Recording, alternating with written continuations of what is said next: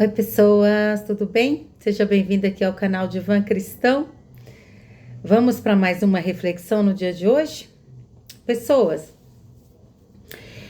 não sei se já aconteceu isso com vocês, de vocês ligar o computador, né? E acessar até arquivos, baixar arquivos, acessos a pastas que você já tinha acesso antes, né? E de repente você vai no mesmo lugar que você já foi antes, que você já abriu, que você já fechou, e de repente você vai de novo e ali abre a pasta, tem um vírus, né? E esse vírus, ele come a memória do computador, trava o sistema, tira a força do CPU, fica tudo travado, tudo parado, tudo bugado. E trava tudo. É isso mesmo. Então fica tudo travado. E o que eu quero dizer sobre isso? Porque isso já aconteceu. E eu acredito que pode ter acontecido com você também. Eu vejo esse bug aí, esse vírus. Eu até falo que a traição, eu chamo a traição de vírus. Eu falo que a traição é um vírus. Assim como o vírus está dentro do sistema, né, do computador ali, e trava tudo, atrapalha, às vezes tem que abrir, tem que fazer tanta coisa, tem que passar o antivírus, né? Assim também, pessoal, esse vírus às vezes dentro de um caráter de uma pessoa. E é devastador. Por que é devastador? Porque vem quando suas defesas estão baixas, quando as portas da tua confiança está aberta, você está desarmado porque você confia. E aí faz um estrago grande, né? Então eu vejo assim que a traição, a mentira, o engano, ela é como um vírus mesmo, mas agora vamos trazer para o lado do organismo, né? Se você tem uma doença, dependendo da doença, é necessário amputar, é necessário remover algo do corpo. Aquilo vai causar uma ferida, vai ficar uma ferida aberta, precisa cuidar, precisa cicatrizar. E ainda tá vigilante para não ter espalhado, porque machuca. Traz amputação, machuca. Né? Eu já vi falar que quando você junta duas folhas e colam elas, quando puxa, elas não vão ficar inteiras, elas vão sair cheias de fragmentos, né? Vão ficar pedaços dela grudados um no outro. Porque vai machucar, vai causar feridas, né? Então, pessoas, quando acontece isso, tem quebra de vínculo, quebra de afeto, quebra de aliança, quebra de confiança. Tudo isso acontece. E é algo interno. É interno. Por que eu falo isso, pessoas? Porque eu estava aqui meditando no Salmo 41, versículo 9. O Davi estava declarando, não era um inimigo que me afrontava. Porque se fosse o inimigo, eu suportaria.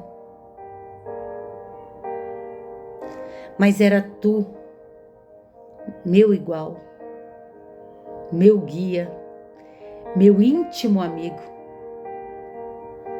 a qual nós íamos juntos para a casa de Deus. Eu vi uma vez dizer que o inimigo mora nos detalhes. E às vezes a gente confia demais que a gente não percebe os detalhes. A gente não percebe os sinais, né?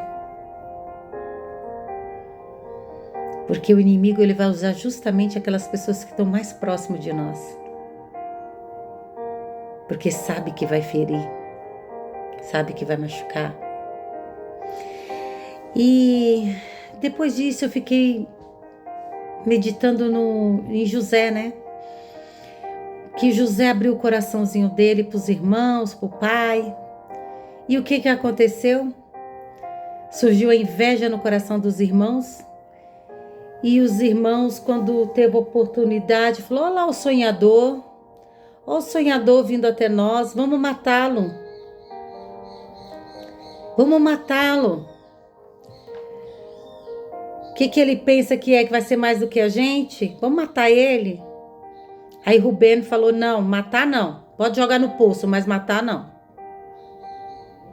E o que eles fizeram? Eles traíram. Eles venderam o próprio irmão. E mentiram para o pai. Aliás, não só para o pai, para a família inteira. E aí, pessoas, José sofreu muito. Foi ser escravo. Foi preso por mais uma calúnia, mais uma mentira. E aí, o que aconteceu? Deus converteu toda a maldição em bênção. Mas aí, o que aconteceu? Chegou o dia dos irmãos de José diante de José. José poderia falar: é hoje que eu me vingo, né? Mas não. José falou: não. Deus, eu já orei lá atrás, Deus já falou para mim, eu pedi para ele fazer eu esquecer de toda a maldade, Deus já me fez esquecer toda a maldade. Não só me fez esquecer de toda a maldade, mas me fez compreender que era plano dele, porque era necessário que eu estivesse aqui para poder fazer o que eu estou fazendo. Deus me mandou à frente para que minha família não morresse de fome. Só que José, veja a inteligência de José. Porque quando uma pessoa ela tem essa falha no caráter, você tem que testar. José fez isso, José testou. José falou: peraí, eu vou prender aqui, vou prender você e só vou prender um dos irmãos. Falou: só vou libertar se trouxer o irmão mais novo de vocês. Aí eles trouxeram o irmão mais novo. Depois que o irmão mais novo estava, ele falou: então você vai deixar o irmão mais novo. E foi fazendo teste com eles para avaliar o caráter deles. E um dos irmãos falou assim: não, eu dou a minha vida pela do meu irmão. Eu dou a minha vida pelo meu irmão, eu sou preso. Se quiser fazer alguma coisa, faça comigo, mas não toque no meu irmão, porque meu pai não vai aguentar. Ali eles revelaram que eles cometeram erro no passado, mas que eles estavam quebrantados. E ali depois José revelou para os irmãos e tudo foi acertado, tudo foi compreendido, foi perdoado, foi liberado. E aí, pessoas, vem também de Jesus. Jesus tinha 12 discípulos, mas 2 dos discípulos dele traiu ele. 2 traíram. Veja, Pedro foi um dos primeiros. Pedro falou, Jesus falou para Pedro: ô Pedro, Satanás me pediu para te cirandar, Pedro, mas eu roguei por ti. E Pedro: não, Senhor, eu estou pronto. Eu estou pronto de ir até para a cruz e para a morte contigo. Pedro se achava preparado. Pedro estava tão seguro que ele estava bom, estava preparado. E isso, pessoa, traz para a gente que o espírito está pronto, mas a carne é fraca. Às vezes aquilo que a gente acha que está preparado, mas será que nós estamos preparados mesmo? Porque Pedro estava tão seguro de si. Andava com Jesus, viu milagres. Eu, Jesus, eu vou com o Senhor até para a cruz. Jurou fidelidade a Jesus. Mas veio e Jesus falou para ele: antes que o galo cante 3 vezes, você vai me negar. Jesus já tinha falado para ele. Aí, quando prenderam Jesus, ele ficou seguindo Jesus ao longe, depois foi lá numa fogueira lá, se aquentar na fogueira lá.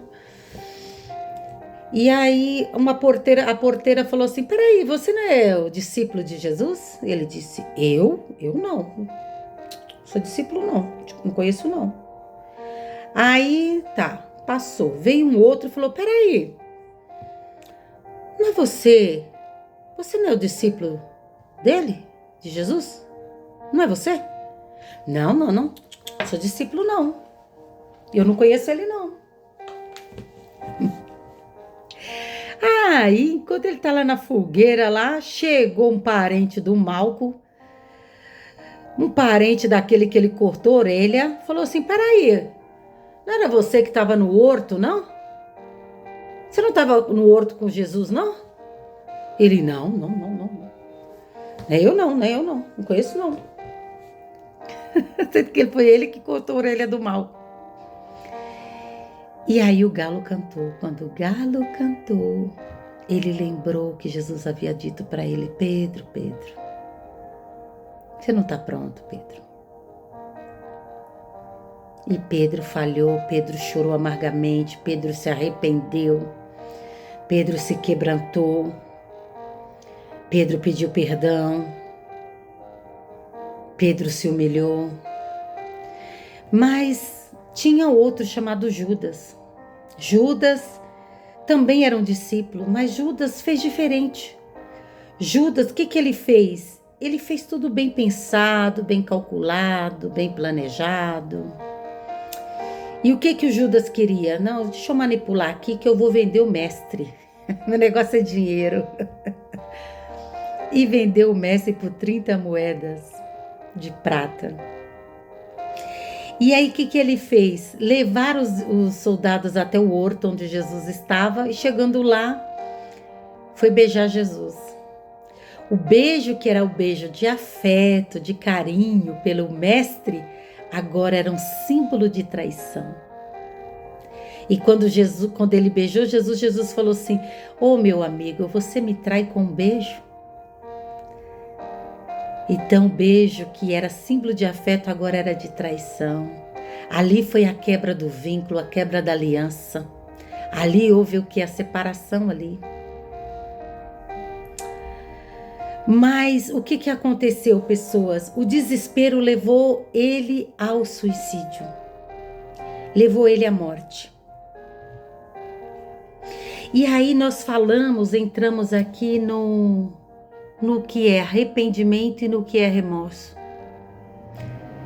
O Pedro, ele se arrependeu, porque a pessoa que se arrepende confessa, repara seu erro, assume a responsabilidade, pede perdão, abandona a prática. E está escrito lá em 1 João: se confessares e se arrependeres do teu pecado de todo o teu coração, o Senhor é fiel e justo para te perdoar. Tem que haver arrependimento para que haja o verdadeiro perdão. E o Judas houve o que? Remorso. O remorso é uma dor egocêntrica, porque a pessoa, ela sofre pelo erro que ela causou para ela mesma e não pelo erro e a dor que ela causou no outro.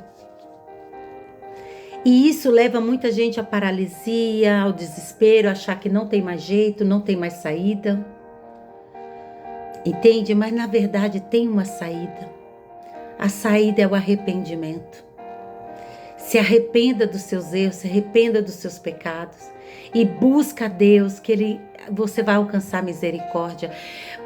Pedro também errou e alcançou misericórdia, mas ele pediu perdão, se arrependeu e alcançou misericórdia. Se Judas tivesse feito a mesma coisa, será que ele não alcançaria misericórdia? Com certeza. E nós? Se a gente se arrepender de todo o coração, nós também alcançaremos a misericórdia. Mas a gente precisa se arrepender, confessar e deixar todo o pecado. Que Deus fale mais ao teu coração, seu coração está ferido, está machucado. Enxerga dessa forma. Foi um vírus que entrou ali no caráter da pessoa, como o vírus entra no sistema de um computador. só traz estragos. Mas se a pessoa se arrepender de verdade, Deus tem misericórdia. Mas e se ela só tem remorso e não se arrepende? Que Deus tem misericórdia. É o que eu posso dizer. Que Deus fale mais ao teu coração. Fica com Deus.